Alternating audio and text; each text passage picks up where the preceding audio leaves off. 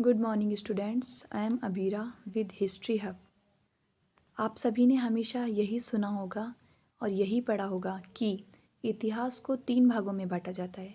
परंतु कभी आपने सोचा है कि इतिहास को 3 भागों में क्यों बांटा जाता है, या फिर इतिहास को 3 भागों में किसने बांटा? चलिए इसके बारे में बात कर लेते हैं। इतिहास को 3 भागों में बांटने वाले एक व्यक्ति थे ब्रिटिश के, जिनका नाम था जेम्स मिल।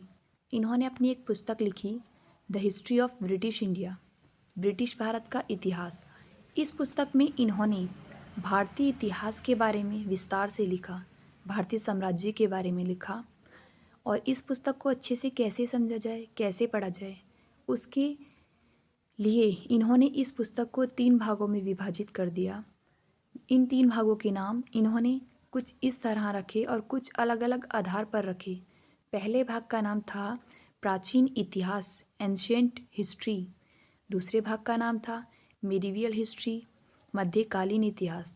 तथा इसी तरह तीसरे भाग का नाम था आधुनिक इतिहास, मॉडर्न हिस्ट्री।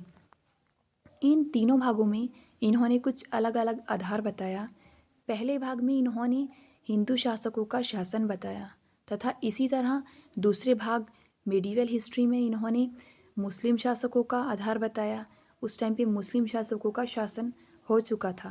तथा मध्यकालीन इतिहास के ख़त्म होने के साथ साथ मॉडर्न हिस्ट्री के आने के समय तक भारत पर ना तो किसी हिंदू शासक का शासन था और ना ही किसी मुस्लिम शासक का शासन था। उस टाइम पे पूरे भारत पे अंग्रेज़ों का शासन हुआ करता था। तो उस भाग को उन्होंने आधुनिक इतिहास कहा। अब इन तीनों के बारे में हम जान लेते हैं कि इनका टाइम पीरियड कब से कब तक था।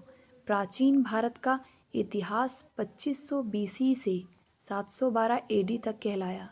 BC means before Christ. Christ ईसा मसीह के जन्म से पहले का जितना भी समय कहलाया वो सब BC कहलाया।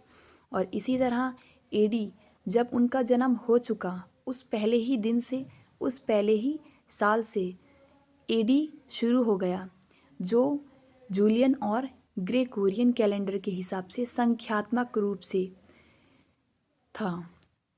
इसी तरह से हम बात कर लेते हैं मध्यकालीन इतिहास की। मध्यकालीन इतिहास की समय अवधि 712 AD से 1857 AD तक रही। और मॉडर्न हिस्ट्री के आते आते 1857 से 1947 तक का समय चला। तो इन तीनों समय अवधि के आधार पर हम कह सकते हैं कि भारत के इतिहास को 3 भागों में इसीलिए बांटा जाता है। Thank you.